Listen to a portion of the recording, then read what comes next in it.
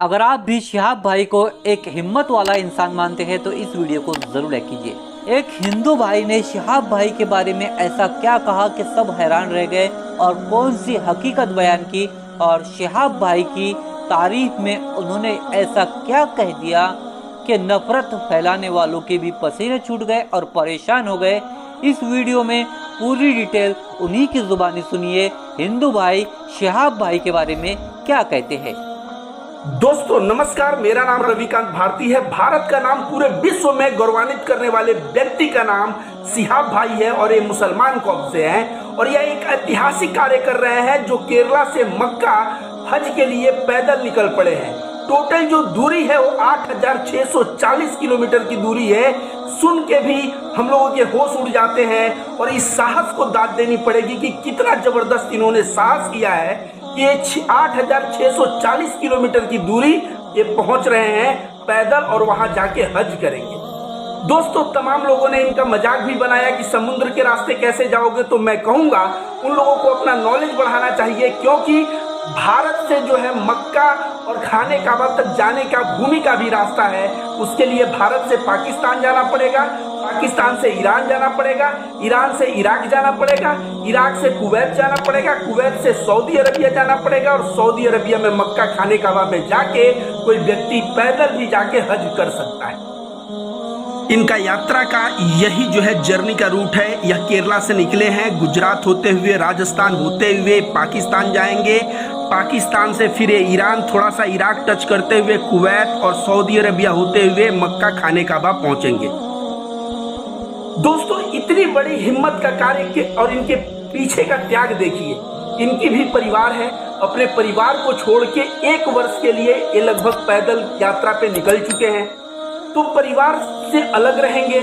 दूसरी नंबर बात, रास्ते में चल रहे हैं तो बारिश हो रही है तो बारिश में रेनकोट पहन के चल रहे हैं, कहीं धूप हो रही है उसमें भी चल रहे हैं, कहीं ठंडी होगी उसमें भी चलेंगे।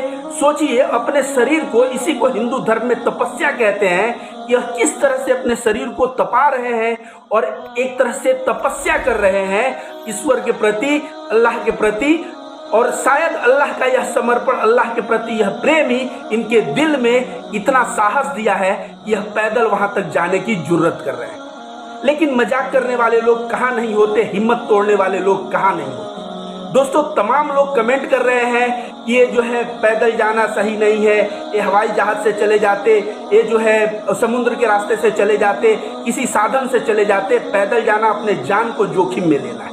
तो जो भी व्यक्ति यह बात कह रहा है, पहले मैं उससे कह दूं, याद रखो कन्फ्यूशियस ने कहा था कि हजारों मील की यात्रा एक कदम से शुरू होती है और रोज अपने जीवन में एक पत्थर को साइड करते जाओगे तो एक जीवन काल में पहाड़ को तुम साइड कर दिए रहोगे। दशरथ माझी जो पूरा पहाड़ तोड़ा वो पहाड़ एक दिन में नहीं तोड़ा। साहब भाई भी यह यात्रा एक नाइट में नहीं कवर कर ले रहे हैं कि इनका कुछ हेल्थ इशू आएगा। साहब भाई ऑलरेडी प्लान करके, सोच समझ के, रोज उनको 25 किलोमीटर चलना है कि 30 किलोमीटर चलना है। जो मनुष्य का हेल्थ जितना सपोर्ट करता है उतना वह चल रहे हैं और उनको कुछ नहीं होने वाला। क्यों? एक तो जो चल रहे हैं वो शरीर की क्षमता से बहुत ज्यादा नहीं है और दूसरा उनके ऊपर ईश्वर की कृपा है, अल्लाह की कृपा है। और जिसके ऊपर अल्लाह का हाथ हो, अल्लाह का कृपा हो, उसको अपने मंजिल से कौन रोक सकता है। अब सद्दाम भाई का पहुंचना ये हम लोगों को लग रहा है बहुत ही खेला बात, लेकिन यह खेल की बात नहीं है। अगर यह बंदा हज के टाइम पे वहां पहुंच जाए और ईश्वर करे कि पहुंच जाए, महादेव करे कि पहुंच जाए, अगर वहां पहुंच जाएंगे तो समझिए इन्होंने किस तरह से टाइम मैनेजमेंट किया, किस तरह से दूरी मैनेजमेंट किया, किस तरह से छोटे छोटे कदम लेके बड़े लक्ष्य को हासिल किया। और यह चीज जो है ना, इनसे सीखने की रह जाएगी। वैसे इनके यात्रा में हिंदू और मुसलमान दोनों भारी मात्रा में आ रहे हैं और इनका स्वागत कर रहे हैं। यहाँ तक कि गुजरात पुलिस, गुजरात में इनका ट्विटर अगर आप देखेंगे तो इनको ऑफिशियल ट्विटर अकाउंट से गुजरात पुलिस को इन्होंने धन्यवाद दिया है, क्योंकि गुजरात पुलिस इनको बहुत ही मदद किया है, इनके सुरक्षा में लगा रहा है और बहुत ही सम्मान इनको गुजरात में मिला है। अब यह राजस्थान में पहुंचने वाले हैं और राजस्थान से पाकिस्तान जाने वाले हैं। टोटल इनकी यात्रा जो है 56 दिनों की हो चुकी है और अभी तक इनका स्वास्थ्य बहुत ही अच्छा है और भगवान करे कि इनका स्वास्थ्य ऐसा ही बना रहे और इस मुकाम को यह अगर पार करते हैं तो एक तो इनकी आस्था, इनका समर्पण अल्लाह के प्रति जो है सो है, भारत का भी नाम पूरे विश्व में एक मिसाल बनेगा कि भारत का एक ऐसा बंदा है जो इतने किलोमीटर की हज यात्रा करके और जो है हज करने आया। आप सभी को बता दें दोस्तों, जो लोग कह रहे हैं इतना दूर पैदल चलना, अगर भारत में आप रहते हो या पुराने जमाने में कहीं भी, चाहे मोहम्मद साहब की जिंदगी पढ़ो, चाहे बुद्ध की पढ़ो, चाहे महावीर की पढ़ो, पैदल चलना जो है तपस्या का एक हिस्सा था। आपको विश्वास नहीं है, आज भी जापान के कुछ बौद्धिस्ट हैं जहां पे माना जाता है कि आप बौद्ध सन्यासी हैं तो पृथ्वी की एक परिक्रमा जितना पैदल चलना पड़ेगा। जी हाँ, देखिए यहाँ साइड में पेपर में कटिंग भी मैंने दिया है, ऐसा लिखा हुआ है। और बुद्ध अपने जीवन में, मोहम्मद साहब तो आपको सभी को पता है हिजरत किया उन्होंने मक्का से मदीना और कहाँ कहाँ। गौतम बुद्ध भारत के थे, मैं बता दूं, वह अपने जीवन में इतनी यात्रा की है कि उनको यात्रा को बिहार कहा जाता था। बिहार कर रहे हैं बुद्ध, और इतनी यात्रा की है कि एक भारत में राज्य का नाम ही बिहार पड़ गया। बिहार का मतलब होता है चलना, पैदल यात्रा करना, बिहार करना। नौका बिहार होता है, नौका पे घूमना, तो घूमना, इतना उन्होंने घूमा। सोचिए, वो श्रावस्ती जाते तो पैदल जाते, वह सारनाथ आए तो पैदल आए, वो गया आए तो पैदल आए, और वे हमेशा केवल बारिश में 3 महीने वे पड़ाव डालते थे, नहीं तो थ्रू आउट घूमते रहते थे, बिहार करते रहते थे। तो बौद्ध धर्म में भी पद यात्रा का बड़ा ही महत्व है। जैन धर्म की बात करें तो महावीर कहा जाता है अपने जीवन के 12 साल 6 महीने उन्होंने पैदल चलते रहे, ध्यान साधना करते हुए पैदल चलते रहे। 12.5 साल, सोचिए 12.5 साल में। अब मैंने इस बंदे का देखा तो मुझे कहीं ना कहीं याद आया कि भाई बारिश में भी चलेगा, गर्मी में भी चलेगा, इस शरीर को एक तरह से तपस्या ही तो कर रहा है। आप सोचिए, महावीर पैदल चलते थे। कभी कभी ऐसा भी हुआ है कि 3 दिन पे 1 दिन भोजन मिला है, कभी 13 दिन पे 1 दिन भोजन मिला है, और महावीर जो है काफी पतले हो गए थे अपने तपस्या के दौरान।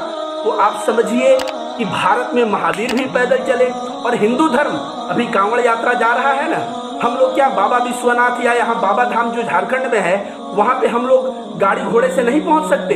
बिल्कुल पहुँच सकते हैं, लेकिन हम लोग देवघर पहुँचने के लिए सुल्तानपुर से हम लोग जल उठाते हैं। और सोचिए, यहाँ पे प्रयागराज से जल उठाते हैं काशी विश्वनाथ जाने के लिए। 120-130 किलोमीटर की दूरी पैदल क्यों जाते हैं? सिर्फ इसलिए जाते हैं क्योंकि हमारे दिल में भगवान शंकर और महादेव के लिए जो समर्पण है, उस समर्पण को दिखाने के लिए, अपने भक्ति को दिखाने के लिए, और अपने दिल से लोग पैदल जाते हैं। तो कांवड़ यात्रा में भी पैदल का बहुत ही महत्व है। और बता दूं दोस्तों, हिंदू धर्म के एक बहुत बड़े सन्यासी जिनका नाम स्वामी नारायण है, अक्षरधाम दिल्ली टेम्पल में जाएंगे तो स्वामी नारायण के बारे में जरूर आप जानते होंगे। उन्होंने, कहा जाता है कि लगभग 9 साल 11 महीने पैदल चले थे। 9 साल 11 महीने, सोचिए कितना बड़ा दूरी होता है कि 9 साल 11 महीने दूरी इन्होंने पैदल चला था। और अंत में गुजरात पहुंचे, और सारा तीर्थ घूमते हुए गुजरात में इन्होंने वहां पे जो है अस्थाई निवास बनाया। और फिर उनके बारे में आगे कहानी जान। तो दोस्तों, हर एक धर्म में पैदल चलने को एक तपस्या माना जाता है, और इसीलिए जो है, जो हज के लिए यह बंदा शिहाब भाई जा रहा है, इसके लिए हर एक हिंदू, हर एक बौद्ध, हर एक जैन और हर एक मुसलमान को दिल से दुआ देनी चाहिए कि इस बंदे का हज कबूल हो, ये हज पे पहुंच जाएं, टाइम से हज पे पहुंच जाएं, और इनका स्वास्थ्य भी सही रहे, ऐसी हमें कामना करनी चाहिए। और इनकी यात्रा पूरे हिंदुस्तान में हिंदू मुस्लिम एकता का एक मिसाल बना है। इनको हिंदू और मुस्लिम दोनों तरफ से सपोर्ट मिल रहा है, और इनके यात्रा में भारत का तिरंगा भी देखने को मिल रहा है दोस्तों। और इनको नेकियां कितनी मिलेगी ऐसा समझिए, सहाबा इकराम, ऐसा कहा जाता है कि हज के लिए जब कदम बढ़ाते थे तो छोटे छोटे कदम बढ़ाते थे, क्योंकि ऐसा माना जाता था कि जितना कदम आप बढ़ाएंगे हज के लिए उतनी नेकियां मिलेंगी। तो इस भाई को सोचिए, 8640 किलोमीटर पैदल जा रहा है, इनकी नेकियों की जरा आप कल्पना करिए। और हम लोग कांवड़ जब ये होता है तो हम लोग भी तो कांवड़ियों का पैर धोते हैं गर्म पानी से, सेवा करते हैं। उस सेवा करने से क्या होता है? नेकियां हमें भी मिलती हैं। तो हिंदू धर्म में भी ये मान्यता है, साथ साथ इस्लाम में भी ये मान्यता है। तो ये जा रहे हैं दोस्तों, जहां भी आपको ये मिले इनकी मदद करें, इनका समर्थन करें और इनकी जो है हौसला अफजाई करें, क्योंकि ऐसा पुरुष एक युग में एक पुरुष पैदा होते हैं। दोस्तों थोड़ा आप लोग ही सोचिए कि इतनी दूरी, अब तमाम लोग कह रहे हैं कि पैदल जाने के लिए मैं भी इनके साथ जाऊंगा, मैंने कमेंट देगा मैं भी इनके साथ जाऊंगा। तो भाई आप इनके साथ जाएंगे, आपको पता है इन्होंने वीजा लेने के लिए भी संघर्ष किया है, 5-5 कंट्री से इन्होंने वीजा लिया है। आप वीजा लेंगे तब तो इनके साथ जाएंगे। दूसरा, हज के लिए जो है जीवन में एक बार जाना अनिवार्य है और उसी को अनिवार्य है जो सक्षम हो। तो आप अगर सक्षम हो तो बिल्कुल वीजा बनवाएं, लेकिन आप अगले साइड आ सकते हैं इनके साथ ज्वाइन करना बड़ा मुश्किल है। इसके साथ जितने भी हिंदू भाई हैं, मुसलमान भाई हैं, इन सबको मैं कहता हूँ कि धार्मिक कोई भी क्रियाकलाप गलत नहीं होता। आजकल नमाज को लेकर जैसे टारगेट किया जा रहा है, मैं कहता हूँ हजरत उमर के समय का एक वाकया है कि हजरत उमर के दरबार में एक बूढ़ी औरत आई और बोली मैं तेल लेके जा रही थी और मेरा तेल जमीन में गिर गया और मुझे वही तेल चाहिए। और वो रो रही है, बोल रही है, रिक्वेस्ट कर रही है, वही तेल चाहिए। अब सोचिए जो तेल जमीन में गिर गया है उसको कैसे दिया जाए। तो हजरत उमर ने एक चिट्ठा लिखा और कहा कि लेके जाओ और उसको वहीं पे रख दो जहां तुम्हारा तेल गिरा है। उसको वहीं पे रख दी वो बूढ़ी औरत जहां पे तेल गिरा हुआ था। और कहा जाता है थोड़े देर में तेल ऊपर आ गया और बूढ़ी औरत को तेल अपना मिल गया। तो उस चिट्ठे में क्या लिखा था पता है? उस चिट्ठे में लिखा था कि इस जमीन के अंदर मैं एक ऐसे आदमी को गाड़ दूंगा जो नमाज नहीं पढ़ता। मतलब समझिए, नमाज पढ़ने से व्यक्ति जो है रहमत वाला, रहम दिल वाला, बढ़िया अच्छा व्यक्ति होता है। तो हर एक प्रोसेस हम लोग ध्यान करते हैं वो भी दिल में रहम देता है। तो हर एक प्रोसेस जो है रहम के लिए है, करुणा के लिए है, प्रेम के लिए है। धर्म कोई भी हो, क्या फर्क पड़ता है? हम हिंदू हैं, कोई मुसलमान है, कोई सिख है, कोई ईसाई है। अगर भूखे को रोटी कोई खिला रहा है तो मतलब सेवा से होनी चाहिए, मतलब प्रेम से होनी चाहिए। और सारा का सारा धर्म जो है यही सिखाता है।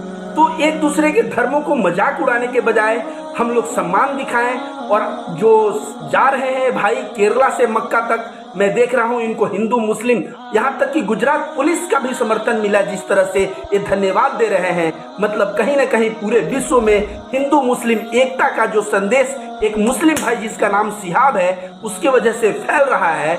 इसके लिए मैं सिहाब भाई को भी धन्यवाद देता हूँ और मैं ईश्वर से कामना करता हूँ, महादेव से कामना करता हूँ कि आपकी हज यात्रा जो है समय से आप पहुँचे और आप अपना हज यात्रा कंप्लीट करें।